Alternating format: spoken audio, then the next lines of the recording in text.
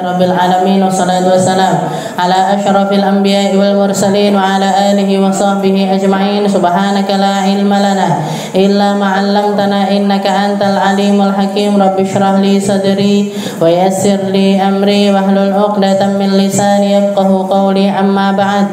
Alhamdulillah ala nikmatil Islam, alhamdulillah ala nikmatil iman, wa kafa biha min ni'mah. Allahumma barik lana fi Rajab wa Sya'ban wa ballighna Ramadan wa ballighna Ramadan wa ballighna Ramadan wa a'inna 'ala siyam wal qiyam wa qiraatil Qur'an wa qanni'na bil yasiri minal manam. Alhamdulillah, segala puji bagi Allah Subhanahu wa ta'ala. Hari ini kita kembali menjadi hamba-hamba yang dipertemukan oleh Allah Subhanahu wa ta'ala di dalam perkumpulan yang baik, di dalam perkumpulan yang kita pakai untuk ngingat-ngingat Allah, yang kita pakai untuk bertemu karena Allah, yang kita pakai untuk bersedekah bersama karena Allah, yang kita pakai untuk mencari pengetahuan-pengetahuan yang datangnya dari Allah Subhanahu wa ta'ala. Maka semoga apa yang kita usahakan ini akan menjadi sesuatu yang akan kita temui kembali nanti di dalam surganya Allah Subhanahu wa ta'ala. Pertemanan-pertemanan yang semacam ini, kumpulan-kumpulan yang semacam ini merupakan permulaan dari nikmat-nikmat yang Allah Subhanahu wa ta'ala awalkan ketika kita di dunia ini sebelum kita nanti ngumpul lagi di akhirat nanti. Karena sesungguhnya orang yang dipertemukan di dunia menunjukkan bahwasanya di alam arwah pun mereka pernah bertemu. Sudah pernah ketemu di alam arwah, di dunia kembali bertemu lagi, dan itu menjadi penanda bahwa nanti di akhirat mereka juga akan menjadi golongan-golongan yang bertemu. Oleh karena itu, kalau kita kumpulnya karena Allah, duduknya karena Allah, sedekahnya karena Allah. Apa ada sedekahnya di sini Ustazah? Ada. Niku kumplong yang muter niku, gitu. Dari Anda untuk Anda, gitu. Dari jenengan, ada yang masukkan 5.000, ada yang masukkan 3.000, ada yang masukkan 10.000, ada yang masukkan 20.000, terserah. Nggak ada paksaan sama sekali, nggak ada nominal yang ditentukan sama sekali, sehingga satu sama lain semuanya merasakan hal yang sama, merasakan sesuatu. Saya infak bareng-bareng, yang dikeluarkan juga sama, semuanya dapat teh sak gelas, sak gelas. Ndak ada yang aku urunku 10.000 gelasnya loro no, mboten. Tangga siji kian. Urunku 50.000 gelasnya 5 no, mboten kian. Tetap satu. Rotinya juga satu, kuenya juga satu. Kalau piringan piringane siji-siji. Imbuh ndak oleh. Gitu. Kalau imbuh ndak boleh. Kenapa? Bukan warung prasmanan ini. Jadi kita duduk di sini semuanya karena Allah. Ndak ada beban paksaan. Saya ndak maksa jenengan datang, jenengan juga ndak memaksa saya datang. Buktinya napa? Minggu kemarin kula pamit nggih oleh. Yang dulu kapan itu pamit lagi nggih boleh. Ndak ada yang dipaksa. Itu menunjukkan karena apa? Itu menunjukkan kenapa kok bisa seperti itu. Ini majelis-majelisnya Allah, ini kumpul-kumpulannya Allah, ndak terikat sama siapapun, ndak terikat dengan apapun, ndak terikat keadaan apapun. Ini kumpulan yang menunjukkan bahwasanya Allah Subhanahu wa ta'ala kalau pengen bikin kumpulan baik, diadakan sama Allah. Allah Ta'ala kalau menginginkan satu kelompok itu ada kebaikan-kebaikan, sama Allah Ta'ala dikumpulkan di dalam kebaikan-kebaikan. Tak temok nih, di sana lo ada rotipan, di sana lo ada yasinan, di sana lo ada tahlilan. Dikasih kesempatan di semua tempat, di setiap daerah akan selalu ada orang-orang baik yang berjuang untuk kebaikan. Tinggal kita mau daftarkan diri di dalam golongan tersebut atau tidak. Tinggal kita mau masuk di dalam golongan itu atau tidak. yang kalau kita masuk kita yang beruntung, kalau kita ndak masuk majelis itu ndak butuh sama kita. Majelis itu ndak butuh sama kita, bahkan sama saya pun ndak butuh. Majelis ini ada ndak ada saya jalan. Majelis ini ada ndak ada Budina jalan insyaallah.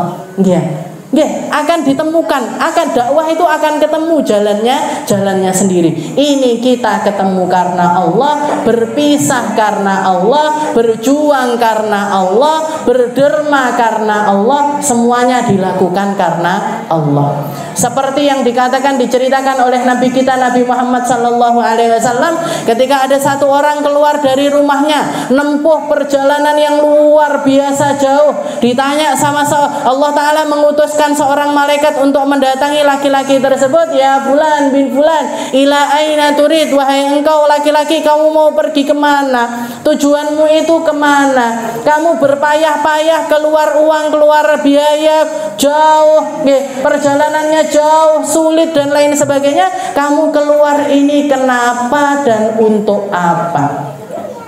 Dijawab sama laki-laki tersebut, uridu akhan li fi dzakal qaryah. Katanya laki-laki itu, ya wahai engkau wahai laki-laki, saya pengen datangi salah seorang sahabat saya di desa sana. Di desa sana saya pengen ketemu sama sahabat saya. Kenapa kamu kok pengen nemuin dia? Kenapa? Kangen saya. Saya kangen sama laki-laki tersebut, sama sahabat saya tersebut. Apa kamu punya utang yang harus kamu penuhi kepada dia? Enggak. Apa dia punya utang sama kamu sehingga kamu nagih dia? Enggak. Apa kamu punya tanggungan sama dia? Enggak. Enggak semuanya. Karena ada urusan bisnis? Enggak. Karena tentang perkara dunia? Enggak. Tentang pakaiannya? Enggak. Tentang wajahnya? Enggak. Enggak semuanya. Terus kenapa kamu pengen nemuin dia? Fa innahu akhan li fillah. Katanya dia, karena dia adalah saudaraku yang aku bersaudara dengan dia karena Allah. Saya ketemunya sama orang itu karena Allah. Saya kangennya sama dia itu karena Allah. Saya pengennya kumpul-kumpul lagi sama dia itu karena Allah. Maka malaikat yang menyerupai manusia ini tadi malaikat yang menyerupai manusia tersebut mengatakan, ya fulan, wahai engkau laki-laki, fa inni rasulun minallah, sungguh aku ini adalah utusannya Allah yang diperintahkan untuk menemui dirimu, untuk memberikan satu kabar gembira. Fa innallaha qad ghafara min dzunubika kullah, bahwasanya Allah Ta'ala sudah membersihkan dosa-dosamu seluruhnya. Karena apa? Karena ketemunya, keluarnya dari rumahnya ini, perjuangan untuk keluar ini semuanya dilandasi karena persahabatan di jalannya Allah Subhanahu wa Ta'ala. Semoga kita masuk di dalam golongan tersebut. Ya Allah, saya ngaji di sini karena Engkau. Saya berderma di sini karena Engkau. Saya ketemu sama fulan. Teman-teman saya ini semuanya juga karena Allah. Pengen bisa ngerti bareng-bareng, pengen bisa ibadah bareng-bareng, pengen bisa zikiran bareng-bareng, pengen bisa salawatan bareng-bareng. Kita ketemu landasannya Allah, berpisah juga karena Allah. Berpisah karena Allah itu gimana? Majelis wis bubar ya mulai, nggak terus bar majelis grumbyul. Konco ngajimu sebelahmu kuwi dek mangi lho. Omahe ngene. Enek masalah karo bojone ngene. Mboten. Nggih, bubar. Nggih. Makanya Allah Subhanahu wa Ta'ala mengatakan di dalam Al-Qur'an, nggih, yarfa'illahu alladhina amanu minkum walladzina utul ilma darajat. Nggih. Jadi di dalam ayatnya sebelumnya, ayat tersebut Allah Subhanahu wa Ta'ala, kalau kalian itu duduk di satu majelis, kelihatan temanmu datang, nggak ada tempat, carikan dia tempat. carikan dia tempat, dan kalau majelisnya sudah selesai, segeralah pulang ke tempat masing-masing, ibadah dengan cara kalian masing-masing. Kalau yang punya suami, yo bakti sama suaminya. Kalau punya anak, yo bakti sama anaknya. Kalau punya rumah, yo di rumah omai. Kalau punya ibu, berbakti sama ibunya. Setiap dari kita punya cara ibadah masing-masing. Punya cara ibadah masing-masing. Jangan sampai karena saking dekatnya sahabatan, karena dekatnya sahabatan sampai kalau semua waktunya ini dipakai untuk keliling dari satu kafe ke kafe yang lainnya, dari satu tempat bakso ke tempat bakso yang lainnya, dari satu tongkrongan ke tongkrongan yang lainnya, sampai anak suaminya tidak diurus. Pokoknya aku konconan. Ini kan konco majelisku. Ini kan teman majelisku. Teman majelis sekalipun kalau sudah bikin keadaan kita itu tidak sehat, tinggalkan. Persahabatan yang dilandasi karena Allah Subhanahu wa taala itu ndak ada yang namanya cemburu-cemburuan. Ndak ada yang namanya konconan karo kuwi ora tak kancani neh saiki. Ndak ada. Jadi ketemunya karena Allah, berpisahnya juga karena Allah. Tidak ada ikatan-ikatan yang tidak perlu itu, tidak ada. Kalau kita sudah berteman, masalah itu pasti ada. Ya no pembuatan. Jangan ngelak ke kancang, mesti ada. Salah komunikasi, WA durung dibales-bales, mesti lek WA aku ora dibales-bales, lek kanca sing kuwi mesti langsung dibales. Nggih, kan mesti ada gesekan-gesekan seperti itu. Nggih, salah paham, muka kita mek gini tok salah. Nggih. Kuwi nyapo kok medudut karo aku, padahal nggak niat medudut, gitu. Tapi mesti ada, ya temenan seperti itu mesti ada gesek-gesekan seperti itu pasti ada. Jenengan bersosialisasi, jenengan berteman, jenengan berkeluarga aja seperti itu, gitu. Enek masalahnya, gitu. Tapi kalau landasannya itu karena takwa di jalannya Allah Taala, dikatakan di dalam Al-Quran, wa naza'na ma fi sudurihim min ghillin ikhwanan ala sururin mutaqabilin. Nanti ketika dua sahabat ini, ketika semua yang perkumpulan ini, ketika orang-orang yang bareng-bareng berjalan di jalannya Allah Ta'ala ini, bareng-bareng masuk ke dalam surganya Allah, naza'na ma fi sudurihim min ghillin. Semua rasa-rasa ndak enak, tukaran-tukaran, cekcok-cekcokan, segala sesuatu yang buruk-buruk yang pernah terjadi ketika mereka berada di dunia dulu, dicabut semuanya sama Allah Ta'ala. Ala sururin mutaqabilin. Dan mereka akan duduk berhadap-hadapan semacam ini. Makanya majelis, kalau jenengan pengen tahu majelis yang majelisnya Allah Ta'ala, yang majelisnya itu bawa kita menuju Allah Ta'ala, tandanya itu yang ngomong duduk, yang hadirinnya juga duduk, dan semuanya saling berhadap-hadapan. Kenapa? Karena penduduk surga nanti semuanya juga seperti itu. Ala sururin mutaqabilin. Mereka duduk di atas ranjang-ranjang mereka, ngobrol-ngobrol, nginget-nginget tentang kebaikan-kebaikan yang mereka tinggalkan bareng-bareng di dunia. Eleng ndak kamu, inget nggak kamu waktu kita majelisan bareng, ndak sengaja ujuk-ujuk jilbabe awake dhewe padha. Awakmu pink, aku ya pink, misalkan gitu. Ndak sengaja. Ingat nggak waktu itu ngaji di tempatnya Budina di Majelis Al-Wasilah tanggal sekian, ngobrol tentang hal-hal yang mereka tinggalkan ketika di dunia, kebaikan-kebaikan yang mereka lakukan bersama di dunia. Ingat nggak kita waktu nolongin orang ini? Ingat nggak kita waktu sedekah di sini? Ingat nggak kita ketika sholawatan di sini? Ingat nggak? Seperti itu. Yang diobrolkan ini perkara-perkara yang membuat mereka bangga di hadapan Allah Subhanahu wa Ta'ala. Lain sama penduduk neraka, Bu. Beda sama orang-orang yang ada di dalam neraka. Ndak dikasih tempat duduk sama Allah Ta'ala, disuruh berdiri terus. Disuruh berdiri terus. Para penduduk neraka itu ndak ada tempat duduk bagi mereka. Persis kalau jenengan masuk ke diskotik, orang-orangnya ngumpul di bawah, ngadeg kabeh, nggih, berdiri semuanya sambil loncat-loncat. Di neraka juga seperti itu. Kenapa? Karena bawahnya api, kanannya api, atasnya api, samping-sampingnya semuanya api. Tempat berpijak aja mereka tidak punya. Dia harus loncat sana, loncat sini, pindah sana, pindah sini, persis. Jadi semua yang kita lihat di dunia ini semuanya adalah tanda-tanda dari perkara-perkara yang akan terjadi di akhirat nanti. Dan kira-kira kalau mereka ngobrol sama teman sesama nerakanya, bangga pada eleng ndak ada mendem bareng dia. Eleng ndak kamu waktu kita joget-joget bareng ngedelok dangdutan? Ingat ndak kamu waktu kita dulu begini? Ndak sempat, Bu. Yang ada air mata terus keluar, kering sampean keluar darah, tapi ndak ada ampun dari Allah Subhanahu wa taala. Bahkan sekedar minta air minum setetes saja yang datang timah panas, yang datang nanah darah, yang datang perkara-perkara yang baunya busuk, ndak ada ampun. Allah Ta'ala sudah melupakan mereka. Allah Ta'ala sudah tidak mau tahu tentang mereka. Kenapa? Karena mereka ketika di dunia dikasih umur sama Allah Ta'ala, umurnya dihabiskan untuk melupakan Allah. Umurnya, usianya dipakai untuk melakukan kemaksiatan.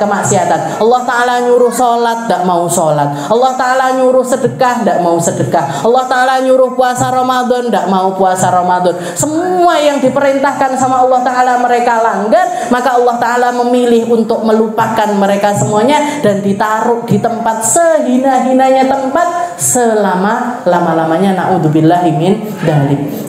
Jadi penduduk surga pernah ada konflik ketika di dunia, tapi sama Allah Ta'ala dicabut rasa dendam, rasa tidak senang, irenan dan lain sebagainya. Permasalahan-permasalahan yang pernah terjadi di dunia dicabut semuanya sama Allah Ta'ala. Mereka duduk-duduk berhadap-hadapan ala sururin mutaqabilin, di atas ranjang-ranjang mereka sambil nginget-nginget yang baik-baik ketika mereka ada di dunia dahulu. Mugi-mugi awake dhewe semuanya masuk di dalam golongan itu, golongan yang diselamatkan sama Allah Ta'ala, golongan yang dinaikkan derajatnya sama Allah Ta'ala, golongan yang difahamkan, diketemukan, dingertikan bahwasanya perkumpulan-perkumpulan ini, perkumpulan-perkumpulan indah semacam ini merupakan DP surganya Allah. Mereka-mereka yang tidak mampu merasakan nikmatnya duduk di majlis, terus cita-citane mlebu surga, mau masuk surga lewat jalan mana? Penduduk surga, orang-orang yang menjadi penanda bahwa mereka adalah orang-orang baik ketika di dunia, mereka memilih tidak mau konconan. Oh, sing gaene selawatan kita ndak level, aku tak dangdutan ae. Oh, yang sukanya duduk-duduk pengajian itu, aku ndak betah duduk di pengajian, sikilku geringgingen. Aku senenganku, saya sukanya duduk nonton TV, melihat sinetron. Maka jangan salahkan kalau surganya juga dada sama dia.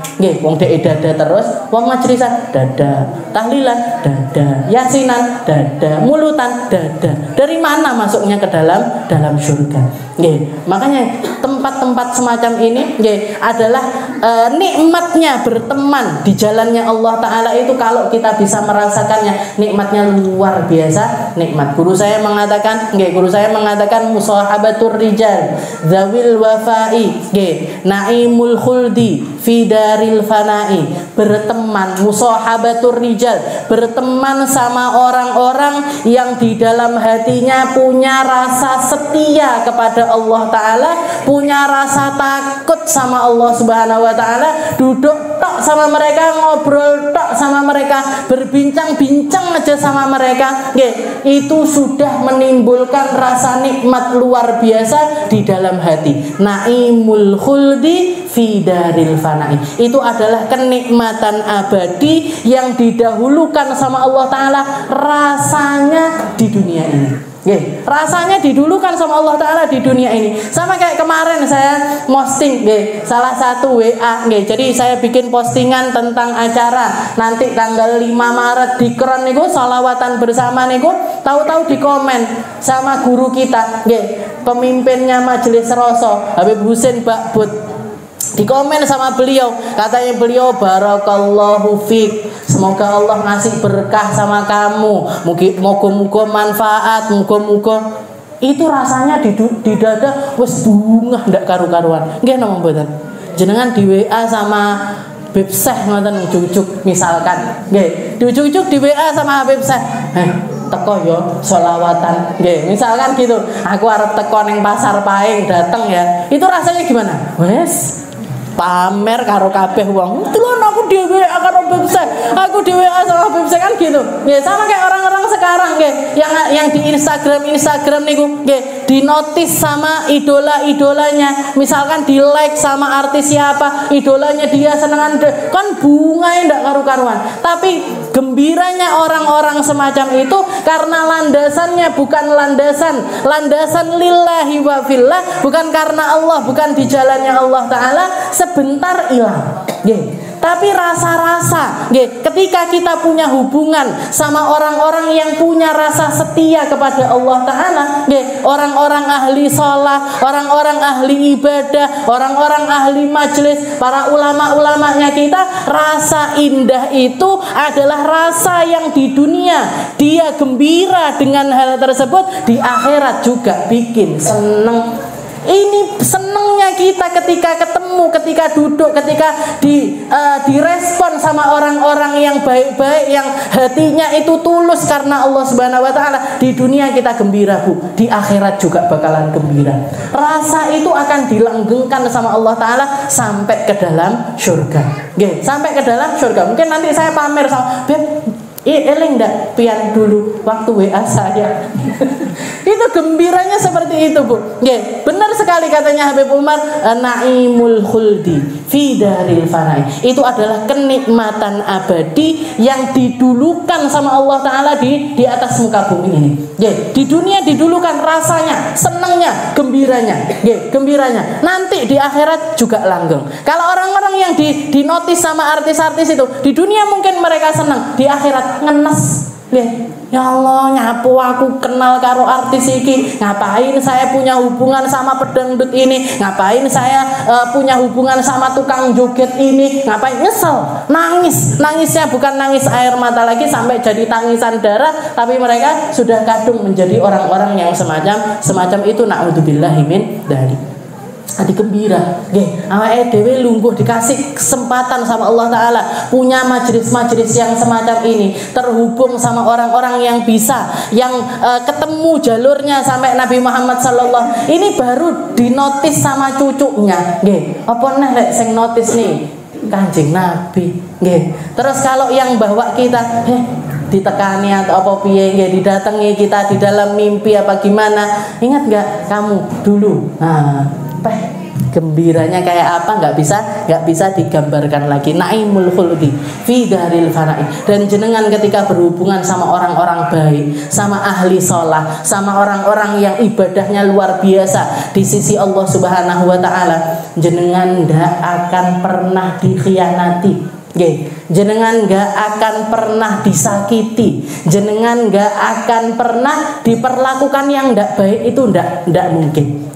Ndak akan ada orang-orang baik. Kenapa? Karena di dalam hatinya ada rasa takut kepada Allah Subhanahu wa Ta'ala. Kita kalau punya hubungan sama mereka, mesti hubungannya baik. Kalau kita punya misalkan muamalah duniawiyah pun jadi misalkan kita punya hubungan tentang perkara dunia sekalipun, mereka tidak akan pernah memperlakukan kita dengan semena-mena. Kenapa? Karena di dalam hatinya ada kesetiaan kepada Zat yang Maha Setia.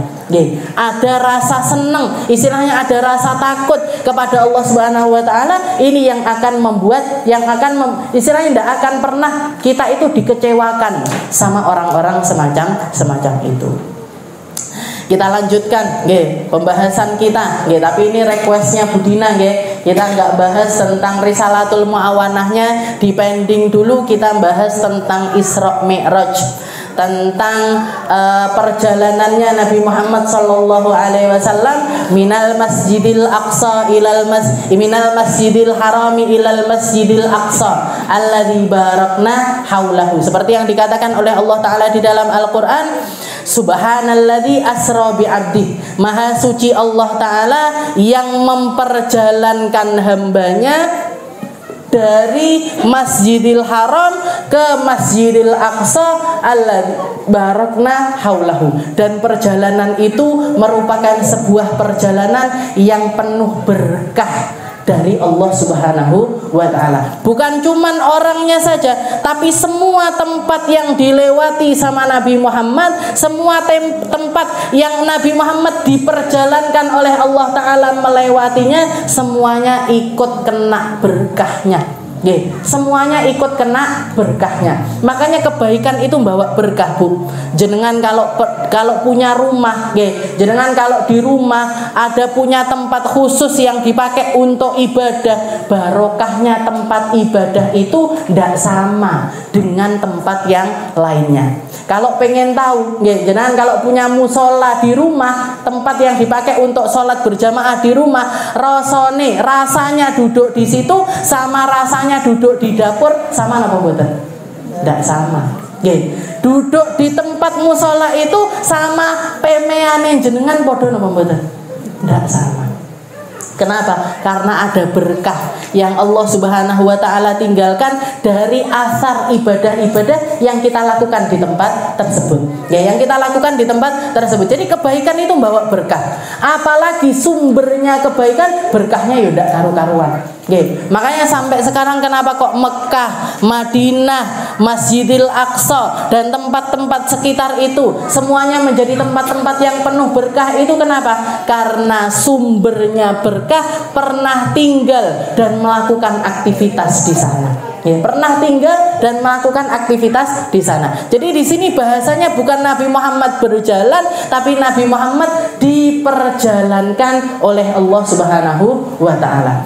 Dan orang yang diperjalankan, hal yang memperjalankannya ini punya andil paling besar untuk menyampaikan sesuatu tersebut. Maksudnya gimana? Jenengan kalau misalkan berangkat ke Surabaya jalan kaki, kira-kira butuh waktu berapa hari? Sesasi paling atau 2 minggu atau 3 minggu jalan kaki, Bu, dari Karangrejo sampai Surabaya sana. Kan jauh, lama. Kalau kita jalan kaki ya lama. Tapi kalau jenengan naik sepeda, lebih pendek lagi. Kalau jenengan naik motor, lebih cepat lagi.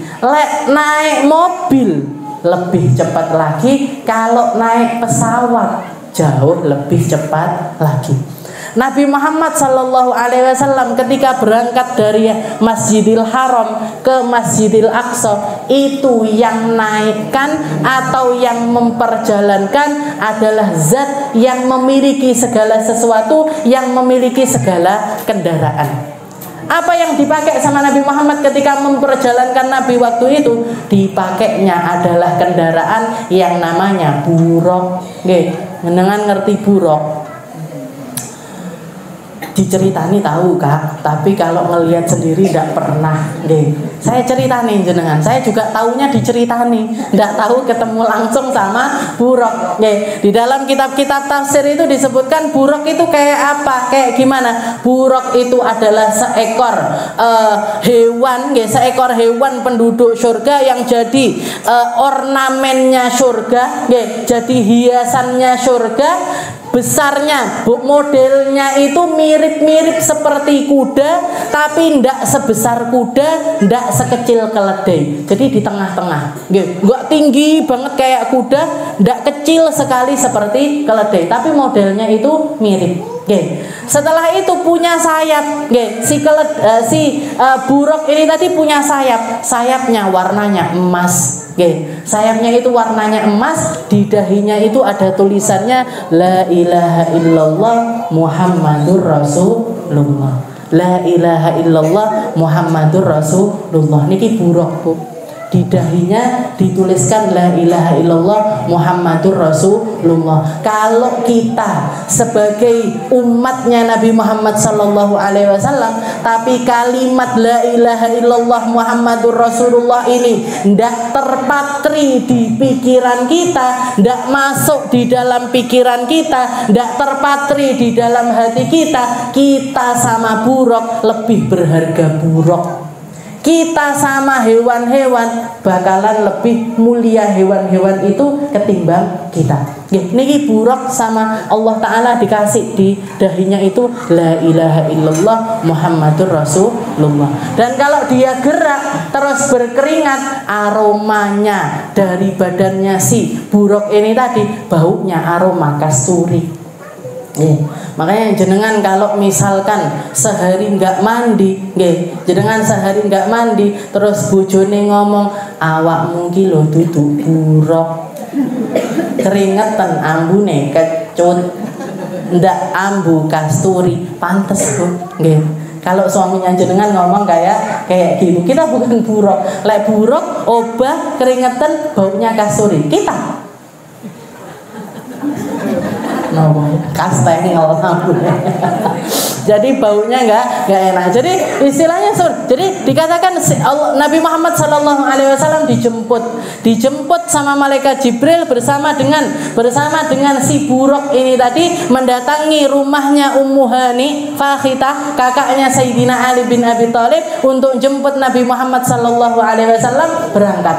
Dimulai dibawa Nabi Muhammad pergi ke sekitarannya Ka'bah, di Hijr Ismail, di dekatnya Hijr Ismail, di bagian salah satu sisinya dari Ka'bah tersebut. Setelah itu Nabi Muhammad diterlentangkan, dibelah lagi dadanya oleh malaikat Jibril. Dibelah, diambil sesuatu dari situ, dicuci pakai air Zam-Zam, dibalikkan lagi. Dikembalikan lagi, diusap, balik lagi seperti semula. Dan dikatakan setelah kejadian tersebut, setelah dibelah dadanya oleh malaikat Jibril tersebut, dikatakan semua hal indera perasanya Nabi Muhammad SAW langsung berubah seperti indera perasanya para malaikat.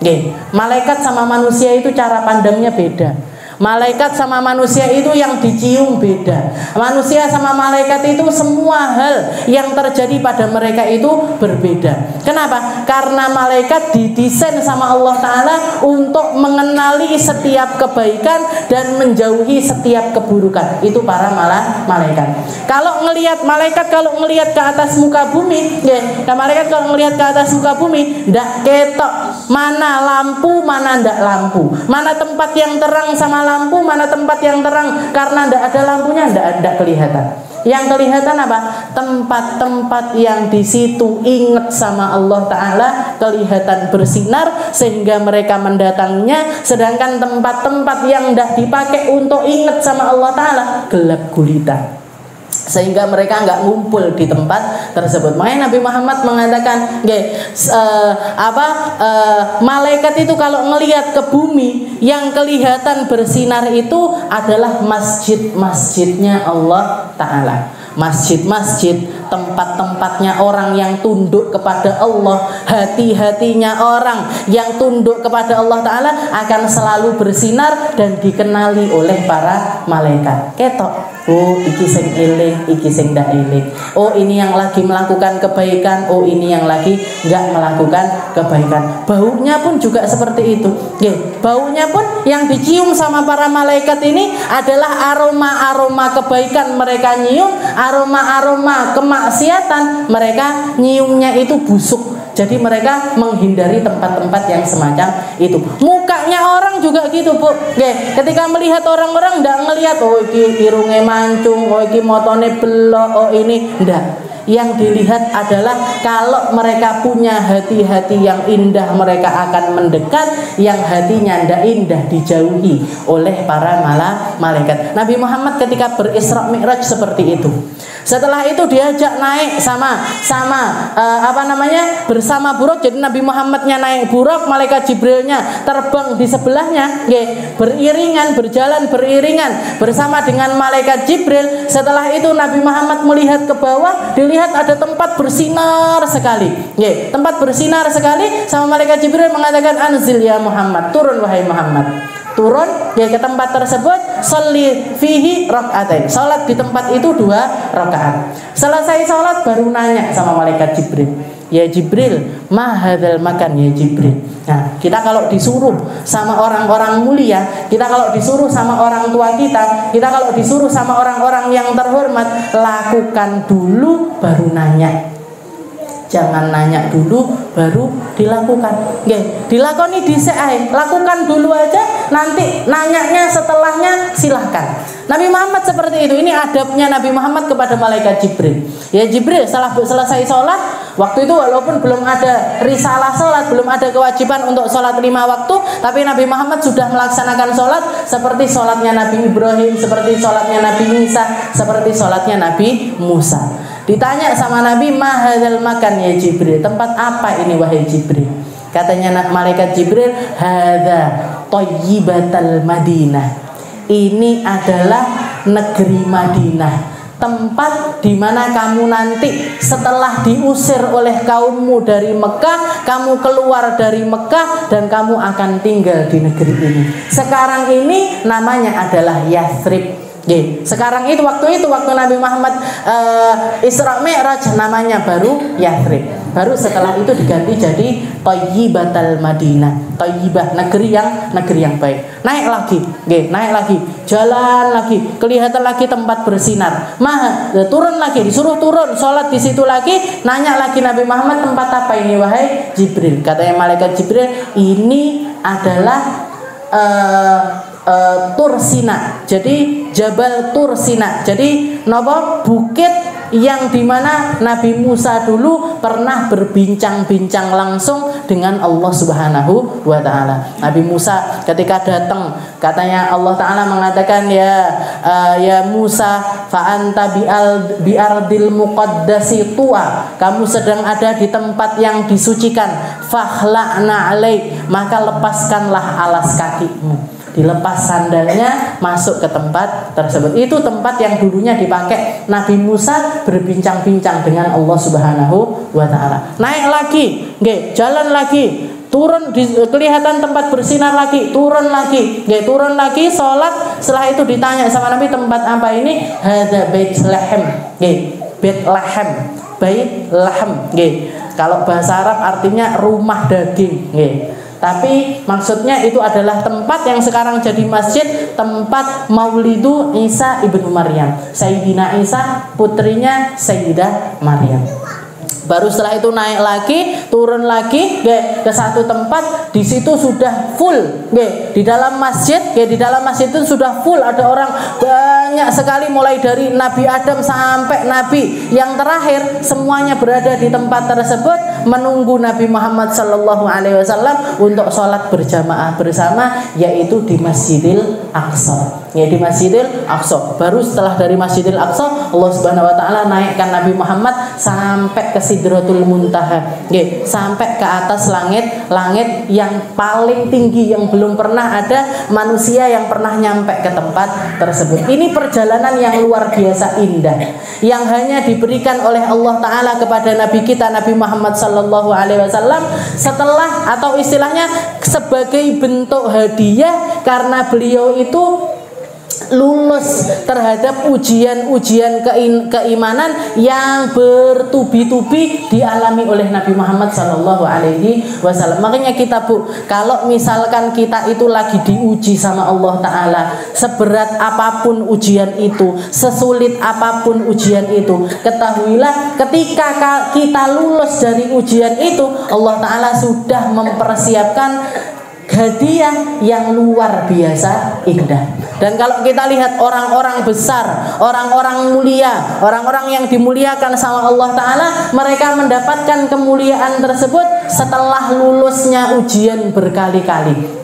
Ujiannya double-double, semakin berat semakin tinggi di sisi Allah Subhanahu wa Ta'ala. Seperti yang kita tahu, Isra Mi'raj ini diberikan oleh Allah Ta'ala kepada Nabi kita Nabi Muhammad SAW setelah beliau itu mengalami 2 cobaan terbesar yang pernah terjadi di dalam hidupnya. Sampai tahunnya itu diberi nama dengan Amul Huzun, tahun kesedihan. Kenapa? Karena pamannya meninggal. Tidak lama setelah pamannya meninggal, ibunya meninggal. Ibunya Setelah pamannya meninggal, istri tercintanya meninggal dunia. Jenengan yang pernah merasakan kehilangan orang-orang tercinta, orang-orang tercinta, orang tua kita, ataupun juga saudara kita, ataupun paman kita, apalagi kalau kita dekat sama mereka, apalagi kalau mereka dukung perjuangannya kita, kalau mereka melakukan istilahnya ngasih motivasi kita di dalam kebaikan-kebaikan, sampai sekarang setelah bertahun-tahun lamanya,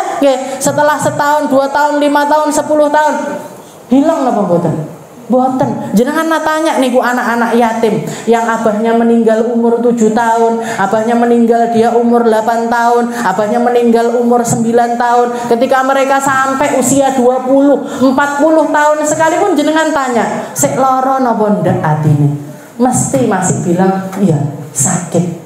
Sakit sekali. Kenapa? Karena mufaraqatul ahbab, berpisah sama yang dicinta itu merupakan ujian terberatnya Allah Ta'ala kepada seorang hamba, kepada seorang hamba. Tapi ketika mereka sukses melewati hal tersebut, di balik itu akan ada hadiah luar biasa dari Allah Subhanahu wa Ta'ala. Nabi Muhammad pamannya wafat dalam keadaan yang enggak diinginkan lagi sama Nabi Muhammad SAW. Dikatakan ketika Abu Thalib itu mulai sakit yang berujung kepada wafat, Nabi Muhammad itu 24 jam nyuruh orang, kalau enggak beliau sendiri ya pamannya Sayyidina Abbas itu selalu jagain Abu Thalib sambil selalu mentalkinkan la ilaha illallah Muhammadur Rasulullah, la ilaha illallah. Itu enggak berhenti di sampingnya Abu Thalib. Kenapa? Karena sampai akhir hayatnya beliau masih tetap tidak mau beriman, tidak mau mengucapkan 2 kalimat syahadat. Jadi ketika hampir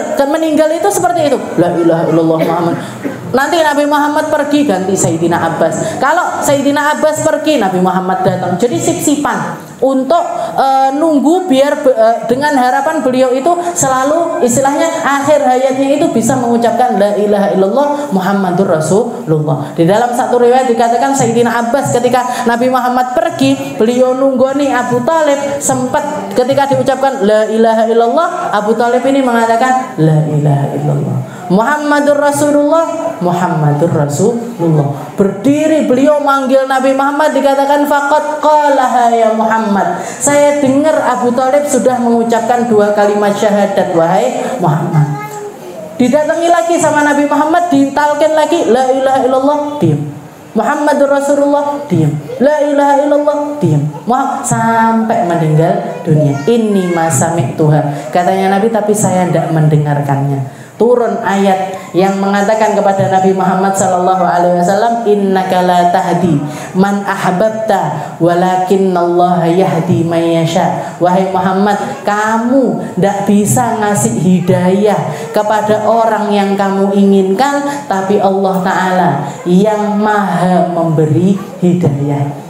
Allah Ta'ala yang maha memberi hidayah. Kita ini gak bisa, pengennya semua saudaranya kita sama-sama ahli surga, tapi gak bisa. Pengennya semua orang yang ada di dunia ini jadi orang-orang baik, gak bisa.